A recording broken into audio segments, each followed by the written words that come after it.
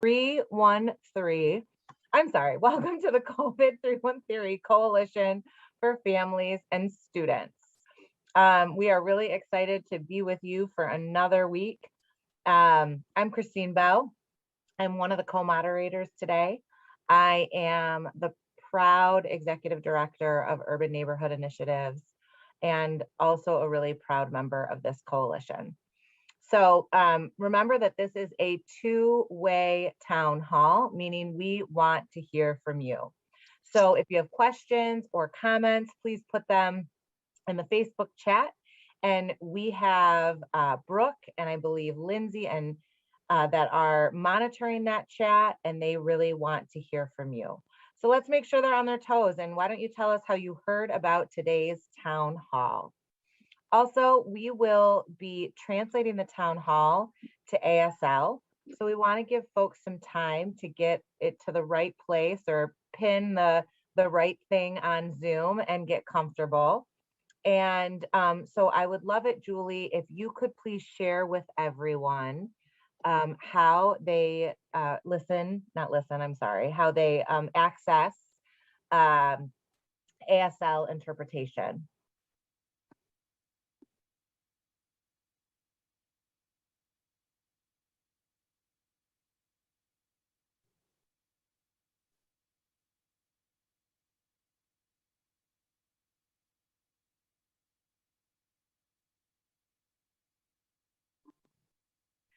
Thank you so much, Julie. And it is wonderful to have you here. And we also have Sam that will be interpreting as well. So thank you so much for being here. So we have a really exciting show for you today. We are going to be talking with the health department about holiday safety, and we are going to get to hear about what's happening right now in early childhood. So we want to remind our experts that are here with us today to please remember to speak slowly for our translators. They want to make sure that they're translating the important information that you're sharing correctly. Also, turn off your camera when you're not speaking to ensure that our ASL interpreters can be seen, and mute yourself when you're not speaking. Our timekeeper, Michael, will let you know how much time you have remaining. So also keep your eye on your chat feature, because he'll be chatting you your remaining time. And if you're going over, myself or my fabulous co-moderator, Jametta, will come onto the screen and gently remind you to wrap up. And so I think first and foremost, we are going to be looking at a video around masking and how Detroiters feel about it. So if Deja, you want to take it away with the video.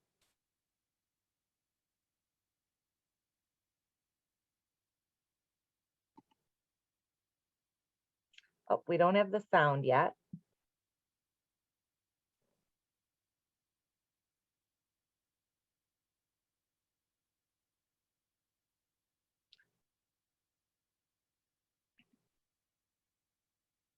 We're really excited about this video. A grant helped us to add some more, some different content to our town hall. And so this is one of many videos that we will be featuring over the next few months.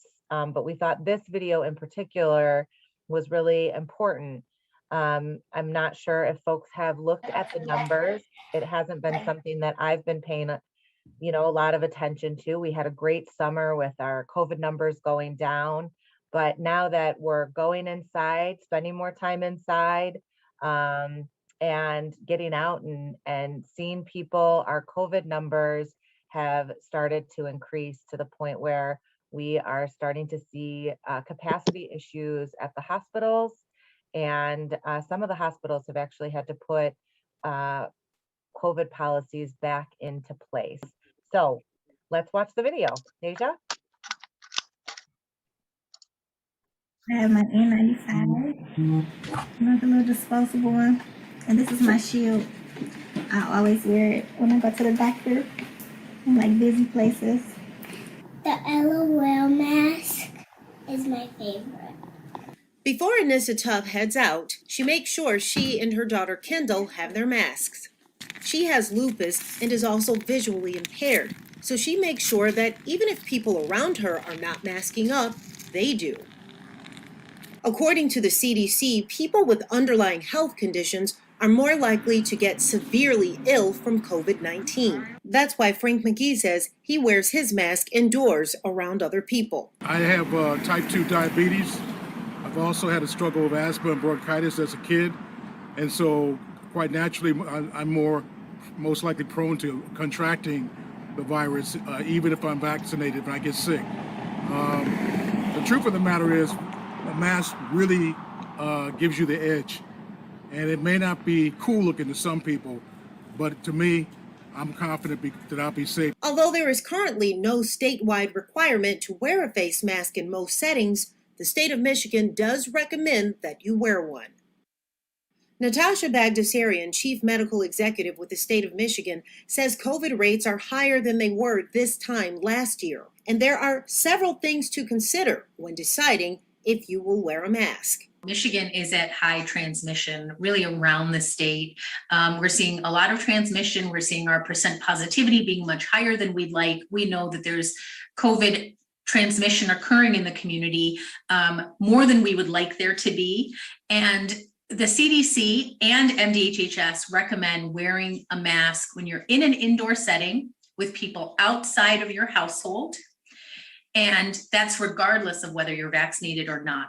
And with the winter weather and holiday season approaching, masks should be a part of your planning. As people gather around the holidays, as people come together and spend more time indoors, there are usually increases in our COVID rates after those holidays. So we're going into the holiday season with a higher rate at baseline. And not just that, with the colder weather. So not only does that drive people indoors into spaces that are not as well ventilated, but also we do see other respiratory viruses circulating at this time. So things like influenza and RSV. Some people say they get nervous around people who are not wearing masks. I don't like it. It makes me very nervous. I get up at like 6:30 in the morning so that I am at the grocery store when the doors open, because that is a place I see lots of people without masks and I'm just like, nope, not for me. Honestly, when I can't avoid it and I'm in places where there are a lot of maskless people, in the back of my head at all times, I'm thinking like, oh my God, what if I get COVID from this? Like, I won't be able to work. I have to take my kid out of school. I'll have to call everyone that I know to say, hey, you've been exposed. But not everyone feels this way. We noticed Tyrone Hammond making a quick stop to a nearby store without his mask. What made you go into the store without your mask today? I feel safe, and I have a zip-up hoodie. I can cover my face like this, but yeah. I'm in and out. As long as I stay 6 feet away from people, I'm good to go. He also says he thinks it's up to a place of business to make sure their patrons have a mask. Usually some stores, I know last year they was handing them out. Right now, no, I don't see no stores handing out masks no more. Was it helpful to you when the stores would hand the masks out to you? I believe it was helpful, but I still feel the same. I never caught COVID and nothing. Very inconsiderate of the others because not everyone is vaccinated. You know what I mean? So if you don't have your mask on and I'm not vaccinated, you giving me a bigger risk than getting it already. Betty Wright says she waits until right before she enters a store before she puts on her mask. But she says she always wears one. So I put it on, and then when I came out, I took it off. It's a little phobia for me anyway. Keep having it on all the time. And do you always wear your face mask in stores and all Yes. that? And why do you do that? Because I don't want to get sick. I don't want to get sick at all. While there are many different types of face masks to choose from, Bagdasarian says your selection should come down to these basic considerations. Any sort of mask that you may be using, the two things to look for are filtration and fit. So for filtration, make sure that it's a multi-layered mask and that small particles can't get through too easily. And for fit, make sure that it fits close to your nose and the sides of your face. But at the end of the day, the choice is up to you. Reporting for COVID313, I'm AJ Walker.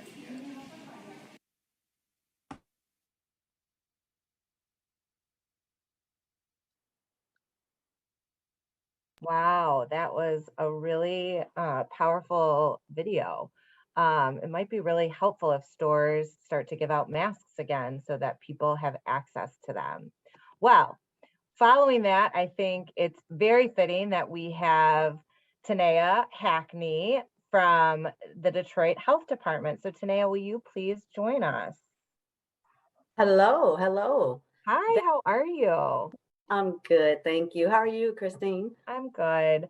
So what's your reaction? I mean, I gave mine that, it sounds like maybe stores might need to give out masks again, but what was your reaction to that video? Well, being in the city of Detroit, I have several reactions to it. Me personally, I wear a mask. My 9-year-old wears a mask. And I've also gotten information just so, and I think it's pertinent right now, that those businesses, if they need access to getting masks, the city of Detroit can supply those by calling 313-876-4000, option 1, then 2.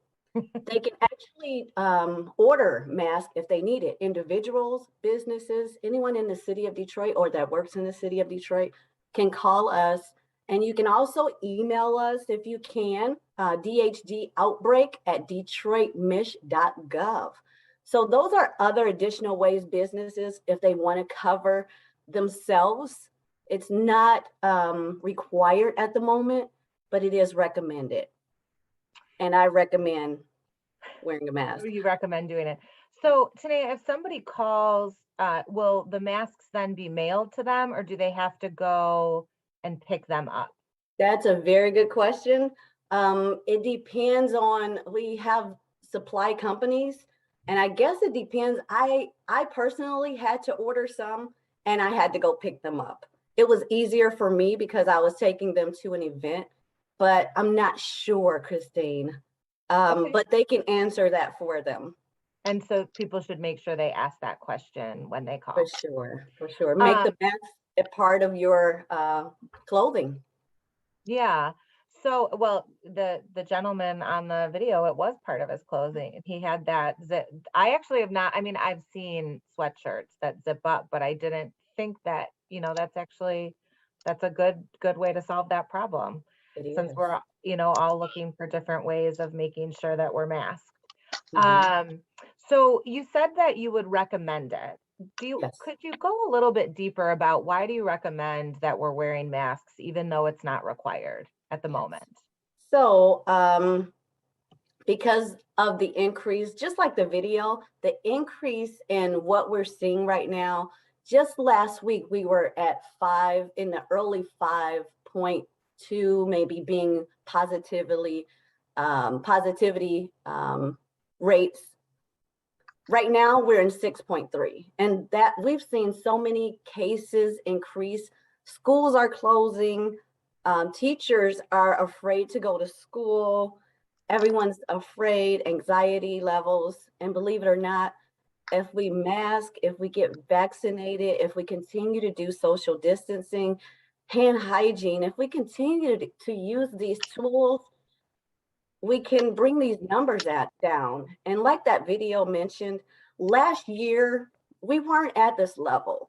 And we've seen our spikes highly Thanksgiving, Christmas time. That's when we were in the most danger, right after even Easter. That's when we've seen our numbers increase. And if I'm afraid that, everybody's got this attitude as I'm tired, but at the same time, you can't be tired yet. We can't be tired just yet because it's not over. I guess you can be tired, but you can't stop using the precautions that we know have worked. The tools. It's okay to be tired, but it sounds like we're in. So maybe Tanaya, can you say a little bit more about where we are in terms of, and then I feel like you made a good segue. And when we saw the numbers, we saw them around Easter, we saw them around the holidays, and so we'll segue into talking about holiday safety. But could you just say a little bit more about the numbers and what that means for schools, for healthcare workers, just if you just briefly? So if I can, I do have slides, of course, because I want to give data where we are as far as vaccination rates and things of that nature, and talk more about masks, how to properly wear them and things. As soon as I'm able to share a screen. Okay.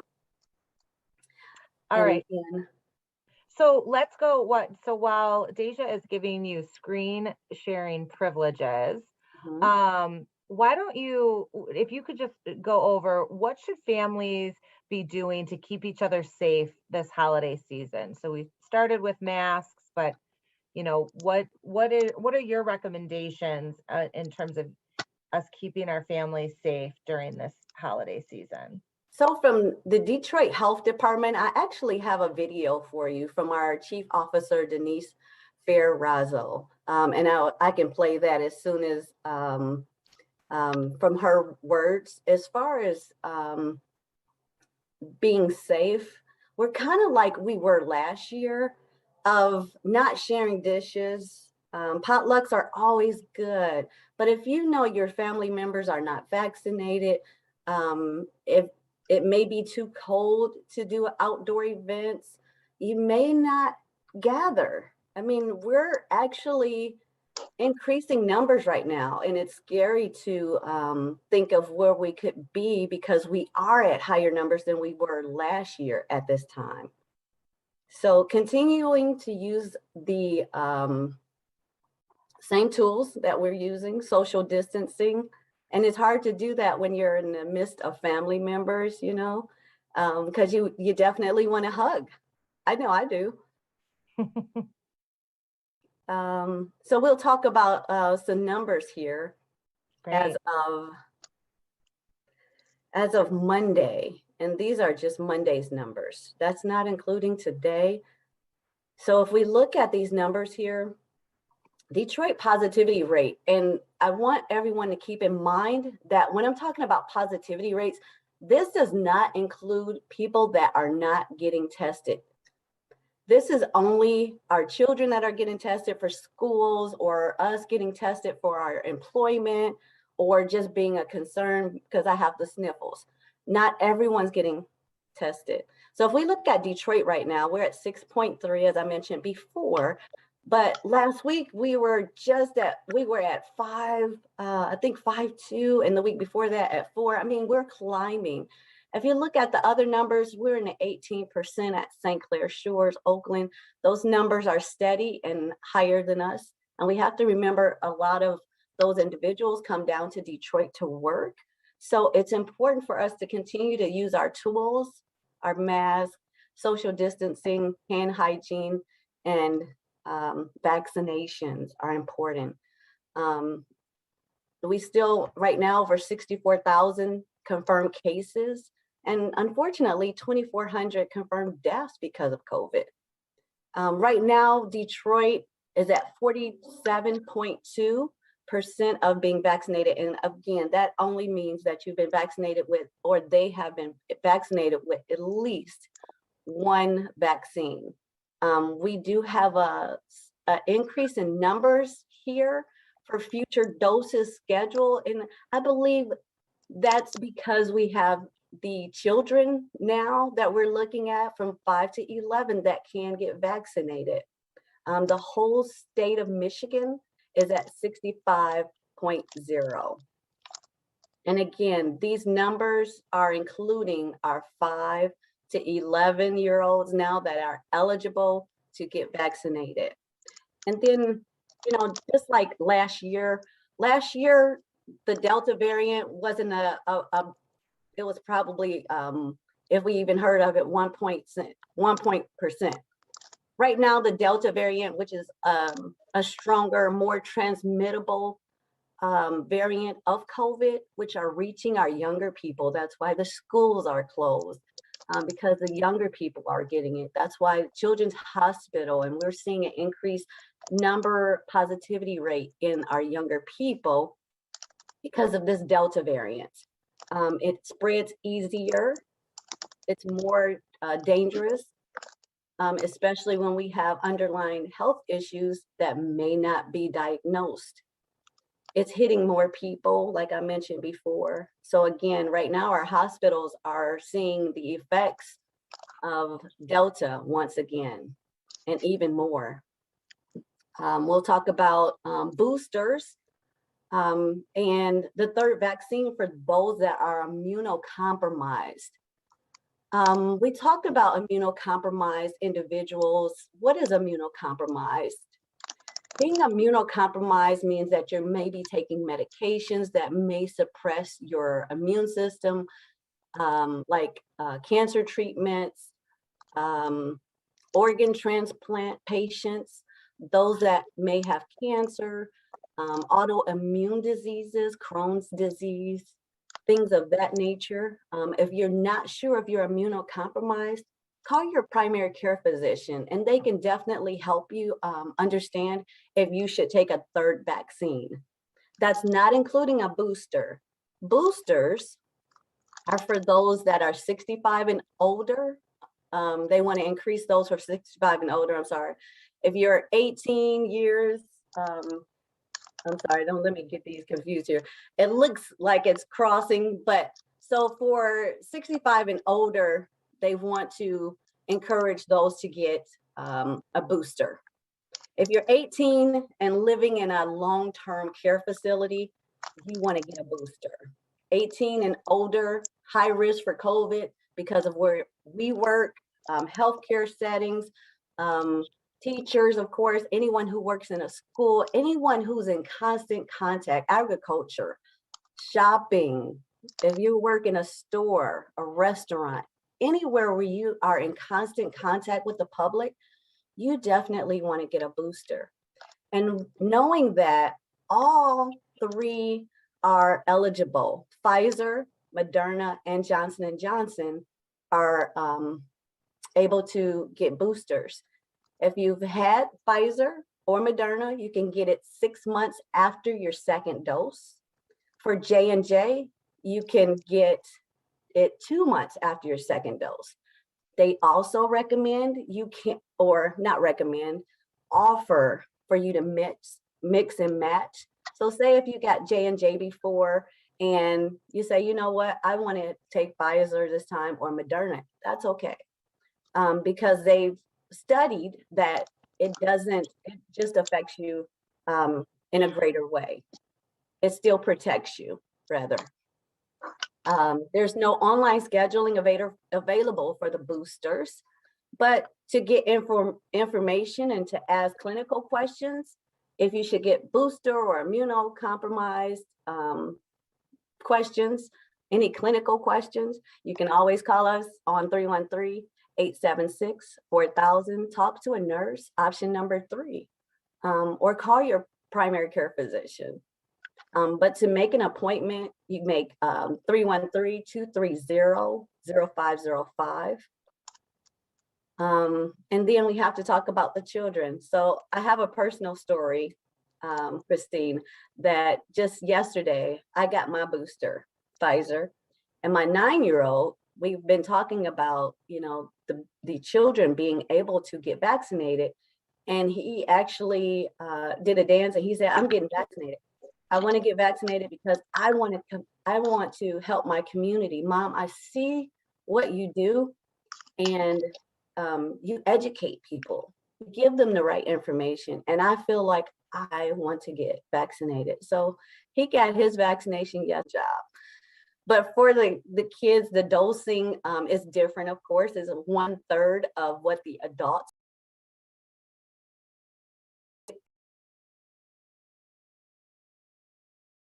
Any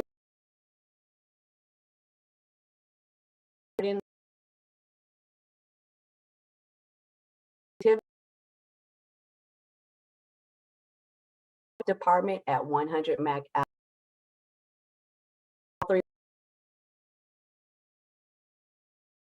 Those are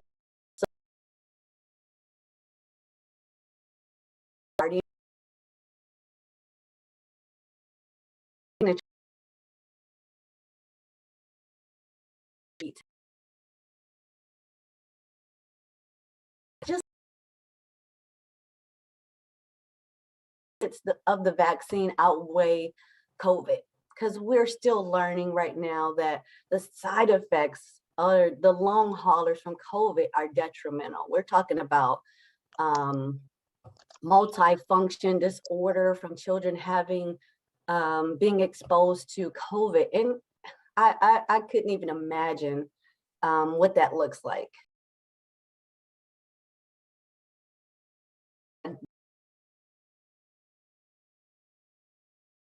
Decided to get vaccinated. Vaccines were found effective.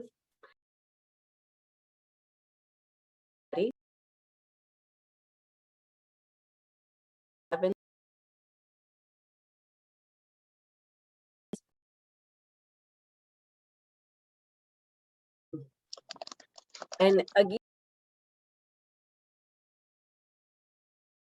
I got little pain right for my booster.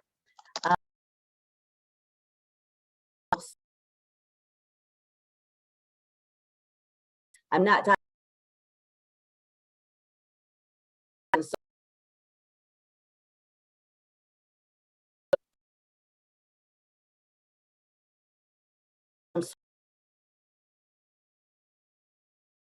on this, nausea. Some people that we receive, and it's not like you know, we at times people call the nurses line and say, will this make me sick? It won't make you sick.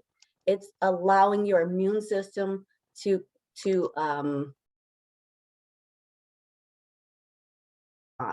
it's not making you sick. It might make you feel it's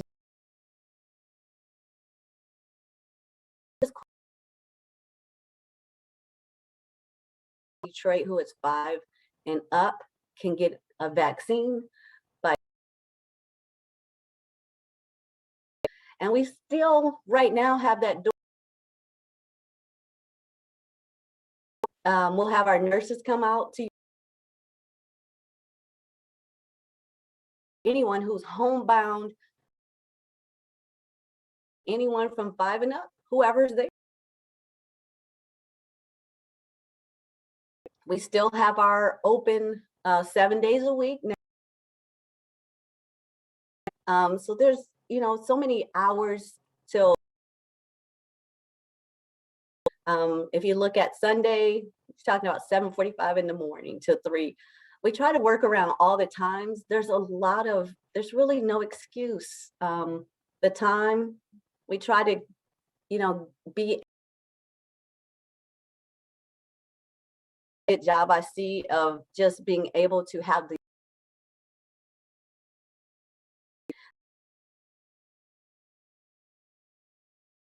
and so many pop-up places all the time. It's always important for people to recognize just allergies, a common cold.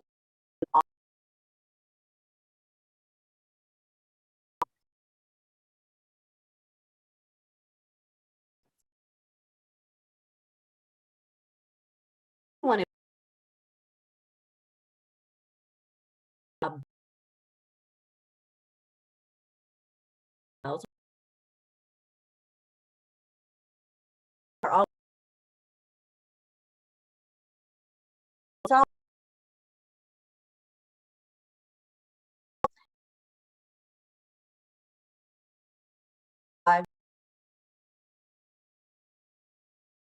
binder, michigan.gov/coronavirus test.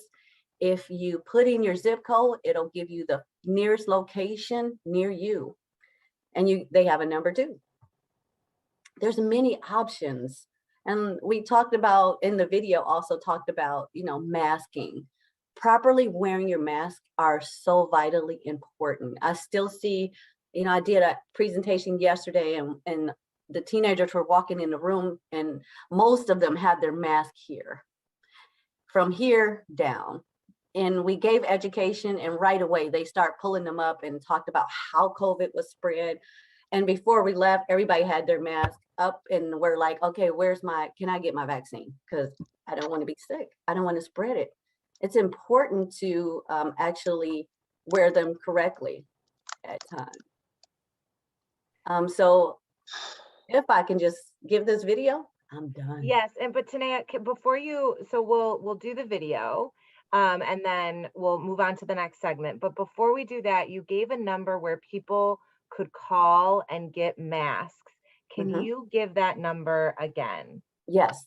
So the Detroit Health Department is the number at 313-876-4000. You can push option number 1, then 2. I called myself to see exactly what you would have to push, and those are the correct numbers because we have so many menus. And you can always options. Thank you. And you can also email DHD outbreak at detroitmich.gov. Okay, so it's so we'd love for you to show the video, and then we'll move to the next segment. And thank you so much there for sharing all the information that you shared. The health department is now offering vaccines specifically for young people as young as 5 and as old as however the oldest person in Detroit is. Yes. And you're also offering boosters and the 3rd dose. And they should contact the health department or go to one of the locations that you saw on the screen. And that we still need to be safe this holiday season. And as tired as we are, still being thoughtful about how we gather, where we gather, and how we protect ourselves when we gather. So thank you so much, Tanaya, for being with us today. It's always a pleasure to have you here. And if you want to share the video, go ahead. Thank you. Thank you. Tanaya.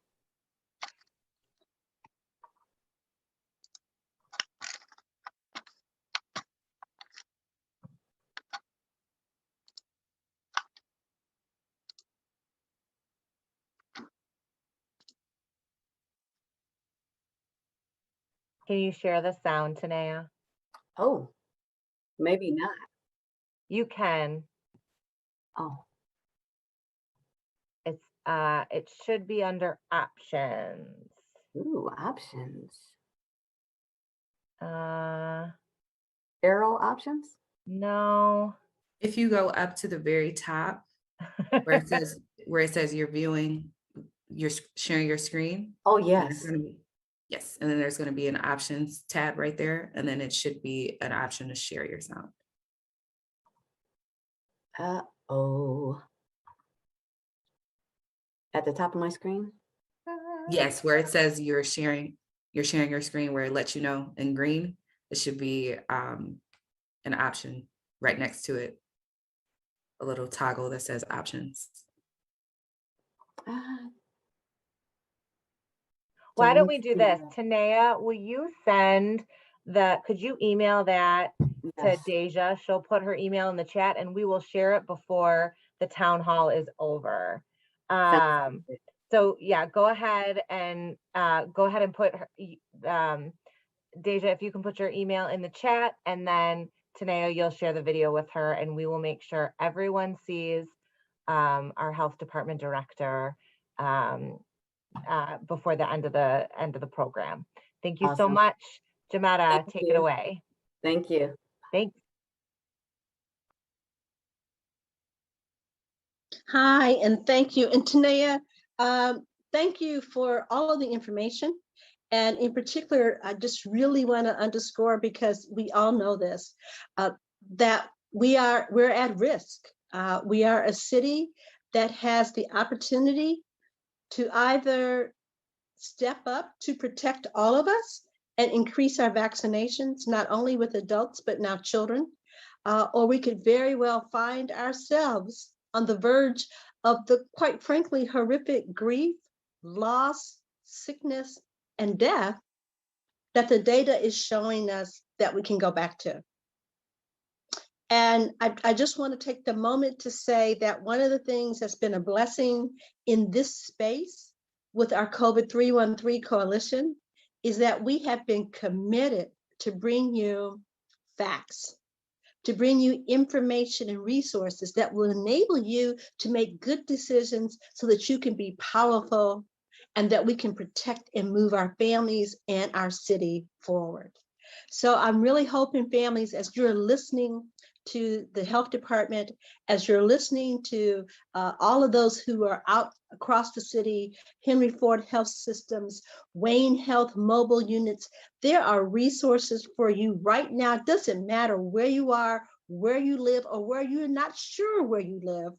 There are resources to help you become vaccinated, to protect yourself and your children and the rest of us. So we are imploring you. And we're also, as an employer, I'm saying to all of our fellow business owners, and whether you have a hair salon or a braid shop, a barber shop, a nonprofit agency, a faith-based organization, that part of leadership that at a time like this is for us to say to the people who work with us, we love you, we want to be back together, we want to keep our community safe, you must get vaccinated. So that's the kind of leadership that we are hoping for. And we know that if Detroit can do that, not only will we be keeping Detroit moving forward and strong, but we can set an example for the nation as a large city and as a place that is always saying that our community should come first. And particularly our children. So speaking of particularly our children, I'm hoping that as I look into the chat, we are really delighted because one of the real champions for children is Denise Smith. Denise Smith is the Director of Implementation for the citywide Hope Starts Here system that is here to create a better way, a more equitable way, a more accessible way for parents and the community to support our children from pregnancy up to the age of 8. Denise, give us some ideas of what Hope Starts Here is doing right now and perhaps what's going to be coming. Welcome. Thank you for having me, Jametta. Glad to be with you all. So tonight, actually, is day 2 of a summit that we are putting on, actually co-designed by parents with parents so that we can learn more about what is needed for families at this point in time. A time that we know is slightly post the height of COVID, where there's still lingering COVID and unrest across the world. What was important as we began to co-design with families was for them to make sure that they had a voice in the decision-making and the processes. We heard from them very distinctly that often they are utilized, parents, caregivers, in helping to form and inform what is done in policy decisions and or programming. But when it gets to the actual pen to paper, they're left out of that conversation and certainly left out of the implementation. So we wanted to make sure that we took ourselves back to actually where we began as a movement in 2016, engaging and hearing from families and community about what their hopes and dreams, their aspirations for their young children and themselves were, and what the system needed to be in order to respond to those needs. What we know is that how we engage with families has to shift power by shifting the conversation. And so tonight is day 2 of those conversations. The panel tonight will be on intergenerational justice and have some opportunity groups, one which will be led by DPN and others in our community, parents included, to talk about those things that are really important to them around this ideal, I'm saying ideal very intentionally, of social justice, because we have not yet achieved it. However, tonight we continue that conversation to determine next steps. Also have the opportunity while I'm speaking to just highlight a segment that we'll be joining DPN with on the 9th where we'll be able to talk more fully and broadly about the work of Hope Starts Here, what opportunities there will be for you as community members, colleagues and partners, parents, certainly to engage with us towards moving to our ultimate or 2027 goals of ensuring that Detroit is a city that puts young children first. And what we mean by that is that our children will be born healthy, that they will be nourished both physically and mentally, and that they will feel safe and be prepared to thrive. So some of the work that we're doing relative to the framework that was established in 2017 and all the community-based organization and partners who are working with us to move specific indicators towards those population goals is something that I will be happy to share with you at that time, give you some of our forecasts and targets. You'll see updates of some of that information coming very quickly on our website. We've already started to make changes there. So please go check us out at hopestartsheredetroit.org. Denise, thank you. And thank you for highlighting that there is so much more for our community to learn. It's my blessing and a career privilege to be part of this fantastic group of people that have been working on this now for years to create this system, and that parents' voices are central to it. And that parents must be co-designers of the very future that we're saying that we want for our children as well as for them. And Denise, it's always such a pleasure, and it is a blessing to have you part of this work, because it is work to create equity and to create opportunities. We got to bust down the doors of the systems issues. At the same time, we have to help our community know and feel empowered that they have a place, and to equip them to take that place with power and with a sense of glory for being there to make that kind of level of change. Absolutely, absolutely. It is a work that we need to do together. We'll definitely get farther and be able to sustain our effort if we do it in that way. Yet on Monday, Tuesday, I closed with actually a quote that you shared with me, Jametta. And so I'm just going to reiterate it here because I think it just resonated in my spirit, and I say it to everybody that I get an opportunity to, right? Because it really shifted the connotation of what we're always talking about when we want people to bring their talent into our community and look for talent. But the quote said that, talent does what it can. And just think about that for a minute. Talent does what it can because that's what it's prepared to do through school or other ways. But genius, what it must. And so I enlist you all to be your most genius selves as we challenge this work together, because that allows for us to think outside the box, to think without limitation towards the things that we know we can realize together. Absolutely. Denise, thank you. Tanaya, thank you so much, because we know that we've got to connect the dots between our health and our education for ourselves, but also so much for our children so that they can bloom. So as we get ready to close the program, though, however, we have some more information from one of our resource folks and one of our young people, because again, young people are fundamental for the change that we need. And I'm going to ask to come on with us is Britton. Hi, everyone. Thank you for having me. My name is Britton Benjamin Kelly. My pronouns are she, her. I'm a senior at Cass Technical High School, and I'm membership coordinator of Detroit Area Youth Uniting Michigan, also known as DAM. DAM had created a Padlet, which is like a digital resource. It's called our COVID Youth Resource Center. We have questions and discussions about COVID, any questions people might have. We also have mental health support resources. We have Mental Health Mondays every Monday at 6 o'clock for any students who might be suffering from mental health issues. And we just come together and talk about anything that we want to talk about. And it's a very safe space. I've been there every session and it's been really helpful to me. We also provide some mental health resources outside of school and some clinics for people. I linked it in the chat, the Padlet.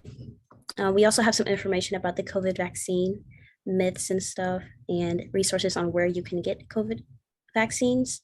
And students who might have problems in school with COVID and their, what are they called? Like strategies and stuff, you can report it here and we can get you any help that you might need.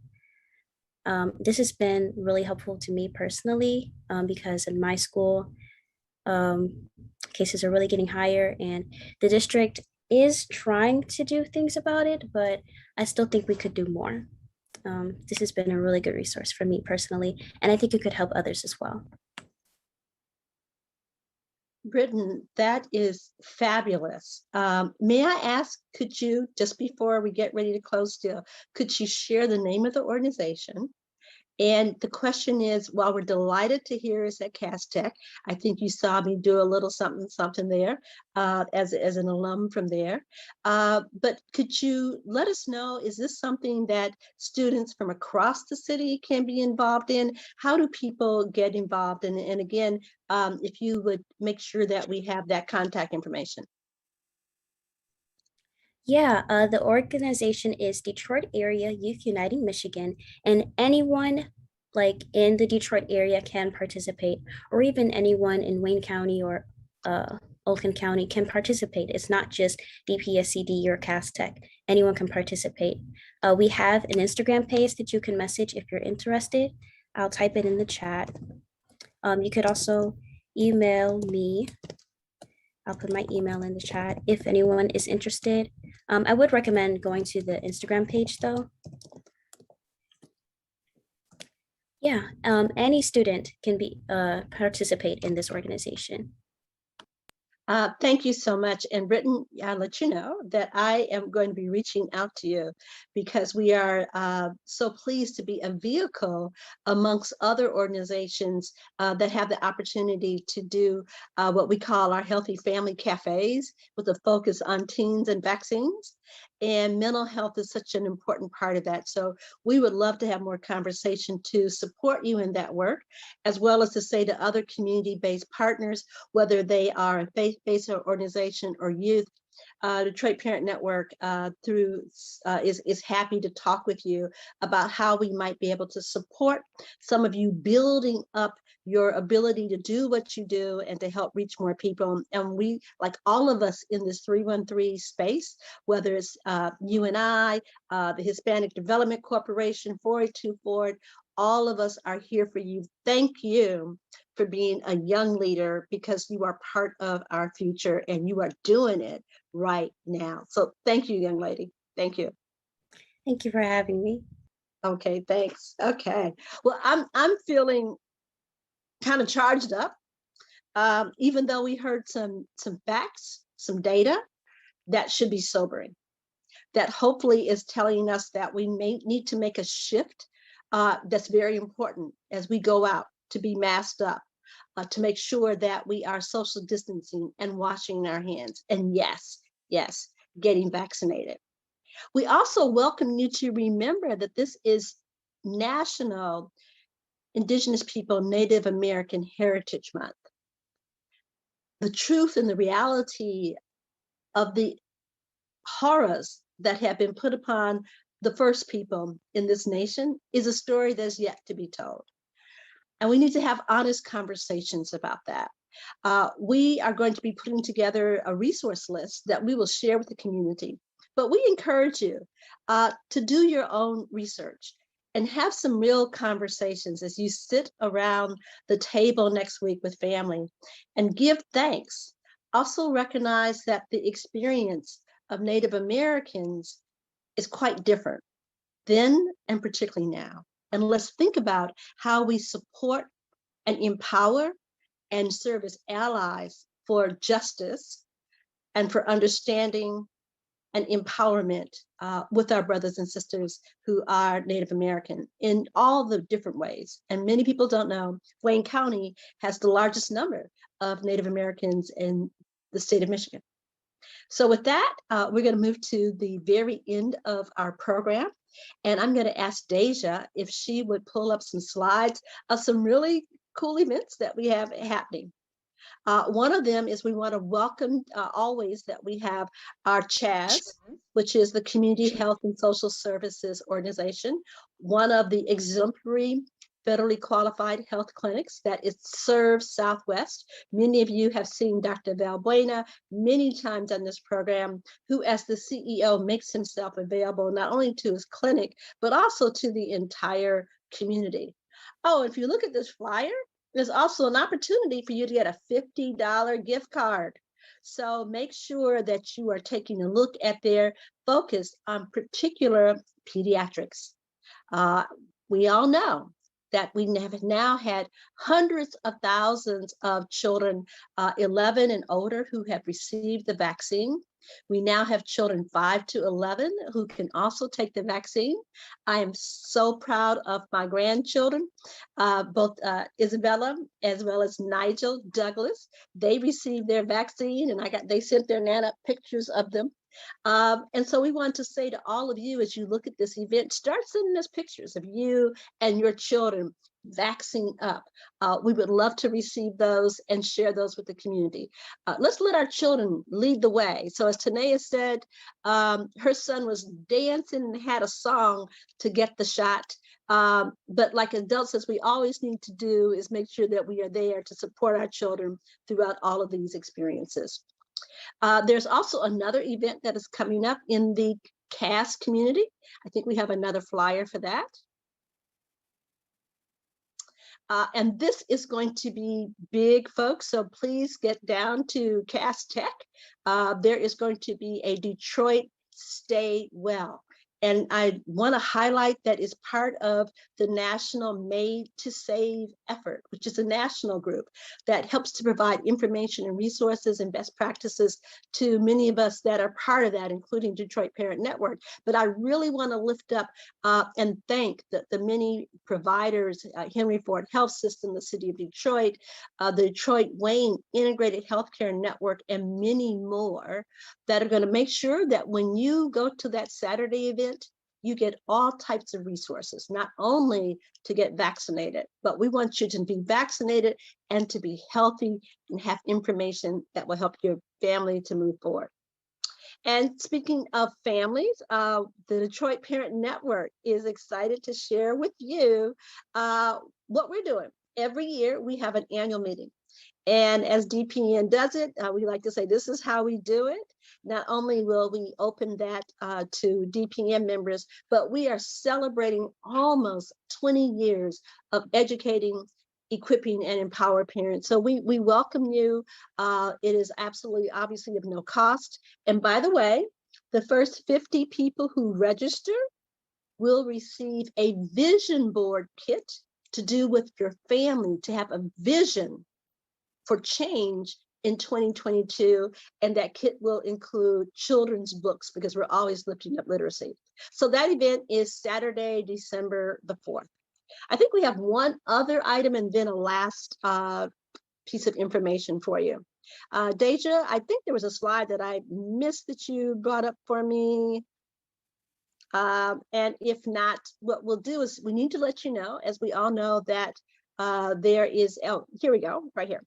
There's a Detroit Youth Summit that is coming up. You've got the slides there, and we welcome you to please make sure that your young people, whether it's in your family or if it's your neighbors, your school, your church, are finding out about this. And as we saw Britain, we must support and love on and help develop our youth. So let's give them opportunities to come together and discover their own power and discover their own voice, and provide them with the resources and the support and the leadership that helps them become the leaders that we need. So we encourage you to attend and get connected with the Detroit Youth Summit. And don't forget, you've got the Hope Starts Here Summit has part 2 this evening at 5:30. So we hope, families, that you heard some good information today. Information that's sobering about the direction that we need to move in, but also information that gives us hope. Because through every dark storm, we must stay focused on hope, and we must stay focused on our children and helping to bring them through this. So there's going to be no COVID town hall next week, because speaking of families, we're all going to spend time with our families. So there's no COVID town hall next Thursday, but please return in December. We will have our COVID town halls for the first 3 weeks, and then we will be off the last 2 weeks of December. So with that, families, stay strong, stay healthy, stay powerful. Yes, we can do this together. I'm going to ask, speaking of together, the way we do this is we all do it together. Detroit Public TV, you and I, 482 Forward, our wonderful ASL interpreters. We also have Spanish usually. She's not able to join us today.